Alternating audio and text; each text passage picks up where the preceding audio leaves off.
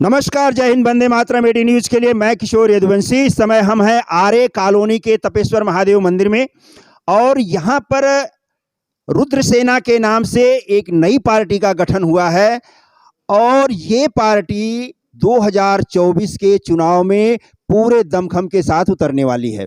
और यहाँ पर उनके मित्रों का कुछ गेट टुगेदर स्नेह सम्मेलन टाइप का एक बाटी चोखा का प्रोग्राम रखा गया है। और यहाँ पर जो है लोग, यहाँ भगवान शिव का जो तपेश्वर महादेव का जो मंदिर है वहाँ पर आज यहाँ लोगों ने अपने सारे इष्ट मित्रों को बुला करके इस पार्टी के उद्घाटन की जो है एक तरह से औपचारिकता पूरी की है। आइए हम उनके अध्यक्ष, उपाध्यक्ष और उनके कुछ महिला कार्यकर्ता हैं, हम उनसे बात करते हैं। पहले हम बात करते हैं इस पार्टी के जो राष्ट्रीय अध्यक्ष हैं इंदर तिवारी जी, उनसे बात करते हैं। तिवारी जी, एडी न्यूज में आपका हार्दिक स्वागत है। पहले ये बताइए कि चुनाव तो अभी एक आने वाला है बीएमसी का, आप वो न लड़ करके सीधे सीधे 2024 के लिए तैयारी कर रहे हैं और आप आगामी चुनाव में आपकी क्या तैयारी है, बताइए। आगामी चुनाव में तो पूरी तैयारी हम लोग कर रहे हैं। धीरे धीरे हमारे सभी जितने कार्यकर्ता हैं, चाहे वो मुंबई में हों या मुंबई के बाहर हों, अच्छी खासी तैयारी चल रही है। 2024 की इलेक्शन की फुल तैयारी हमारे पास चालू है और हमारे सपोर्टर भी हैं और हम मैदान में उतरने वाले हैं। पूरे मुंबई में उतरेंगे या और कहीं कहीं? ऑल महाराष्ट्र। ऑल महाराष्ट्र की तैयारी है। आपको क्या लगता है, आप लोगों की तैयारी कहाँ तक पूरी है और आगे कहाँ तक करने की कोशिश कर रहे हैं? तैयारी तो लगभग पूरी हो चुकी है। आगे इलेक्शन के लिए पूरी तैयारी कर रहे हैं। आपके पार्टी के कार्यकर्ताओं में महिलाओं की संख्या यहाँ पर तो कम दिखाई दे रही है। खैर, यहाँ जंगल एरिया है, महिलाएं बहुत सारी नहीं आ पाई होंगी, वो एक अलग बात है। पर आपकी महिला शक्ति की क्या तैयारी? महिला शक्ति की अभी ये तैयारी कि हम धीरे धीरे महिलाओं को जोड़ रहे हैं और अलग अलग मतलब टॉपिक लेके अलग अलग इसमें हम एक्टिविटी भी करवा रहे हैं। तो बहुत सारे औरतें जुड़ भी रही हैं। हम उनको एक बिकॉज हम तो चालू कर चुके हैं, तो महिलाएं ज़्यादा करते नहीं आ रही है, तो उनको आने के लिए हम प्रोत्साहन यानी कि प्रेरणा देने की कोशिश कर रहे हैं। अभी उनको किस तरह से राजी कर रही हैं आप? देखिए, बहुत सारी पार्टियां हैं और कुछ नई पार्टियां भी इस चुनाव में जो आई हैं, बहुत सारी पार्टियां, आप आ गई है, आपकी अपनी पार्टी एक आई है और तमाम तरह की 5-6 नई और पार्टियां इस चुनाव में, उपचुनाव में देखने को मिली हैं। तो आप अपनी पार्टी में जोड़ने के लिए लोगों को किस तरह से समझा रहे हैं? उनको क्या मतलब कि मुद्दा क्या बता रहे हैं? अभी मुद्दे की बात बोलो तो कोई मतलब इतना हमें इंटरेस्टेड नहीं दिखा दे महिलाओं में। तो अभी हम उनको ये दिखाने की कोशिश करेंगे। हम एक फाउंडेशन भी बना चुके हैं, उसमें हम धीरे धीरे शिक्षा मतलब जो अनाथ बच्चे हैं, जो शिक्षा संस्था यानी कि फाउंडेशन, उनको कैसे मदद की जाए, उनको कैसे राज़ी किया जाए कि आगे शिक्षा कैसे लेनी है, एजुकेशन कैसे होना, एजुकेटेड होने के बाद क्या फ़ायदे हैं। बहुत सारे बच्चे आपके जो सामाजिक संस्था है उसके माध्यम से आप जो काम कर रही हैं उसको लोगों को बता रही हैं? हाँ जी, उसको लोगों को बता रहे हैं और इसी माध्यम से हम महिलाओं को जोड़ने की कोशिश कर रहे हैं। मैडम, आप इस पार्टी की राष्ट्रीय उपाध्यक्ष हैं, तो आपके पूरे हिंदुस्तान में आपकी प्लानिंग क्या है? किस तरह से आप मनपा चुनाव लड़ेंगी, इसके बाद फिर जो है दूसरे चुनाव आएंगे, लोकसभा का आएगा, राज्यसभा का आएगा, है? तो इस तरह से आप अपने कैंडिडेटों में क्या उनको प्रेरणा दे रही हैं? क्या आप अपने कैंडिडेट के अंदर देखना चाहती हैं? उनको किस तरह से राजी कर रही हैं? रुद्र हिंदू सेना की राष्ट्रीय महिला अध्यक्ष हूँ मैं। मेरे हिसाब से तो मैंने 2024 की तैयारी चालू करवा दी है, इसलिए हम लोगों ने रुद्र सेना करके एक नया हम लोग ने एक लेवल चालू किया है।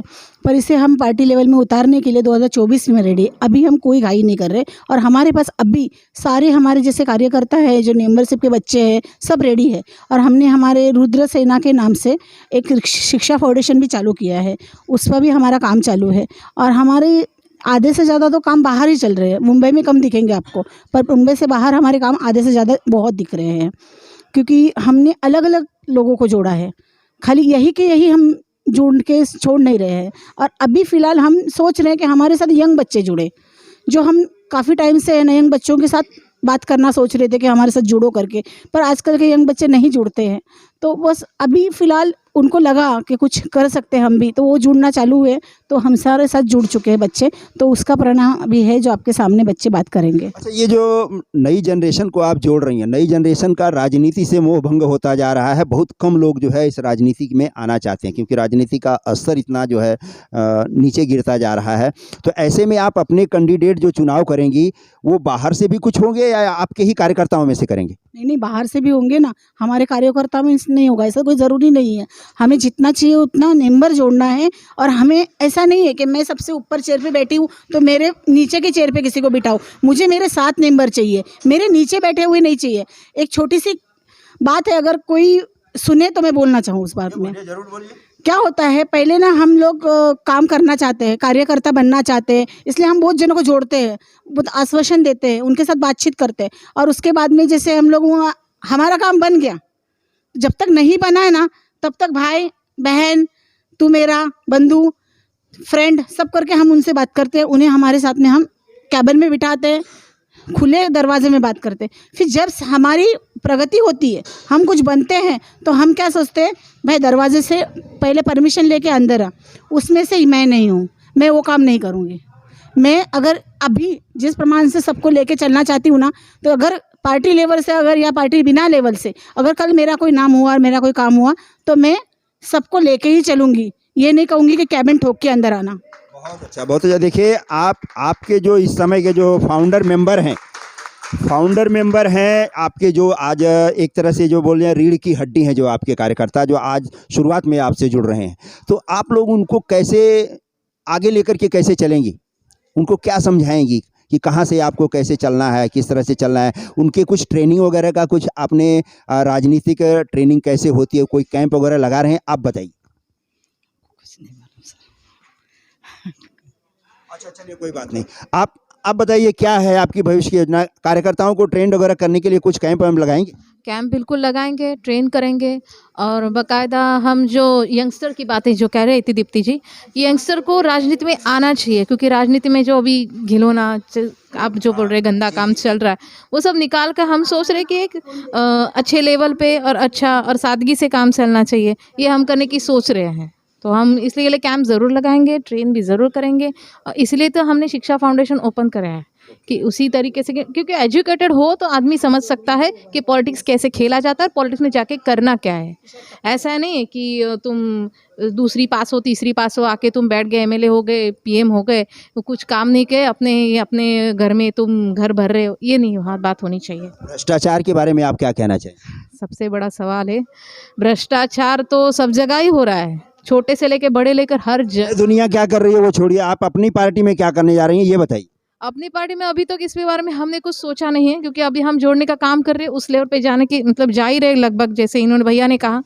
तो हम भ्रष्टाचार के ऊपर अभी तक कुछ बोले नहीं है, लेकिन सोचेंगे और कोशिश करेंगे कि ये ना हो। बहुत बहुत धन्यवाद। देखिए, भ्रष्टाचार एक ऐसा समाज का मुद्दा है जिस पर खुल करके कोई बोलना नहीं चाहता है। कुछ लोग जो है कट्टर ईमानदार बन करके या कट्टर समाज सेवक बन करके इस तरह के डायलॉग जरूर मारते हैं, पर हकीकत क्या है आज दुनिया देख रही है। मीडिया में सारे लोगों के बारे में कोई भी चीज़ आज छुपी नहीं है, न कोई छुपा सकता है।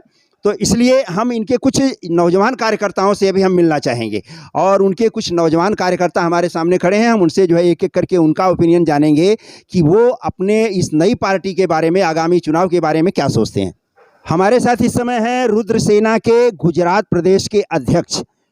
आइए हम उनसे जानते हैं कि वो गुजरात में रुद्र सेना को किस तरह से स्थापित करने की सोच रहे हैं। भाई साहब, एटी न्यूज़ में आपका हार्दिक स्वागत है। आप मेहमान हैं, मुंबई में आए हैं, और आपकी पार्टी का आज स्थापना दिवस है, समझिए एक तरह से।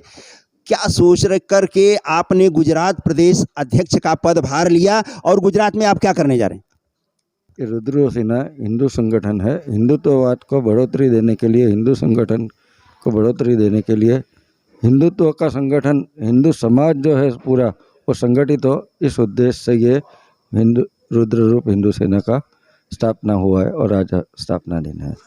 आप गुजरात में अपनी पार्टी को कैसे बढ़ाएंगे? क्या सोच करके आपने ये रुद्र सेना को मतलब ज्वाइन किया? हिंदुत्व का संगठन बढ़ाने के लिए, हिंदूवाद का संगठन बढ़ाने के लिए, मेन उद्देश्य हमारा हिंदुवाद का संगठन बढ़ाना। आपका हिंदूवाद का संगठन है, हिंदुत्व को बढ़ाने के लिए है, पर आप राजनीतिक पार्टी हो गए हैं। मैं इसके बारे में पूछ रहा हूँ कि राजनीतिक में आप किस तरह से अपने पार्टी को गुजरात में बढ़ाएंगे। आपकी पार्टी वहाँ पे आ गई है, केजरीवाल आ गए हैं और दूसरी पार्टी आ गई हैं, तो ऐसे ऐसे धुरंधरों के बीच में आप अपनी पार्टी को कैसे बढ़ाएंगे, ये मैं पूछ रहा हूँ। भ्रष्टाचार है, शिक्षा है, बहुत सारे मुद्दे हैं, बहुत सारी चीज़ों में डेवलपमेंट की ज़रूरत है। चलिए ठीक है, हमारे साथ में छात्र यूनियन के, रुद्रसेना के छात्र यूनियन के शुभम दुबे हैं। शुभम, ये बताइए कि आप नौजवान हैं और कॉलेज के बीच में आप रहते हैं, आप छात्रों से आपका अच्छा संबंध है, तो आपकी रुद्रसेना को आप किस तरह से प्रमोट करना चाहते हैं? सर्वप्रथम मैं रुद्र रूप सेना के जो अध्यक्ष हैं उनको मैं हार्दिक अभिनंदन देता हूँ कि 2024 का चुनाव में इलेक्शन पे उतर रहे हैं। और जो मेरे यंग साथी हैं उनको मैं यही बोलना चाहूँगा कि उनका वोट आने वाले समय बहुत मायने रखता है। और जो शिक्षा क्षेत्र में है और मेडिकल लाइन में है, मैं प्रेरित करना चाहूँगा और जहाँ से मतलब जितना मुझसे मदद हो सकेगा उतना करूँगा। और हमारी विचारधारा पहले से ही है विश्व हिंदू परिषद बजरंग दल आरएसएस से कि हम हिंदुत्ववादी को लेके चले। अभी राजनीतिक तौर पे उतरने वाली पार्टी है तो हम ही सभी लोगों को लेके चलना पड़ेगा, लेकिन जो हमारा प्राथमिक मुद्दा है वो हिंदुत्व को ही लेके चलेंगे। तो हिंदुत्व के मैदान में जितना काम करते बनेगा उतना इंद्र तिवारी जी को सपोर्ट करेंगे।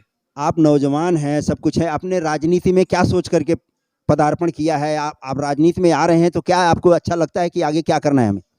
आगे जब इंदर तिवारी जो आएंगे 2024 में, वो कुछ अच्छा करना चाहिए बस कॉलेज के स्टूडेंट लोग के लिए। किधर एडमिशन नहीं होता है तो ऐसे सेना वाले लोग हम लोग को एडमिशन करा सकते हैं, इसके लिए हम लोग भी वो ज्वाइन हो रहे रुद्र सेना में। बहुत अच्छा, कि मतलब कि ये अपनी सामाजिक संस्था के माध्यम से इंदर तिवारी इन लोग की मदद करते रहे हैं या करेंगे आगे भी, ये सोच करके नौजवान पीढ़ी उनके साथ आ रही है। आप क्या कहना चाहते हैं, बोलिए। रुद्र सेना के बारे में आपका क्या? एजुकेशन सिस्टम अच्छा रहना चाहिए, बच्चों को फैसिलिटीज़ मिलनी चाहिए, इसके लिए। अगर इंदर तिवारी आपको रुद्र सेना की तरफ से या छात्र यूनियन की तरफ से आपको नौजवान समझ करके अगर आपको टिकट दे देंगे 2024 में, तो आप चुनाव लड़ेंगे? लड़ेंगे ना। बहुत अच्छा, बधाई हो हमारी तरफ से आप सबको। आप क्या सोच करके रुद्र सेना के साथ में जुड़ रहे हैं भाई?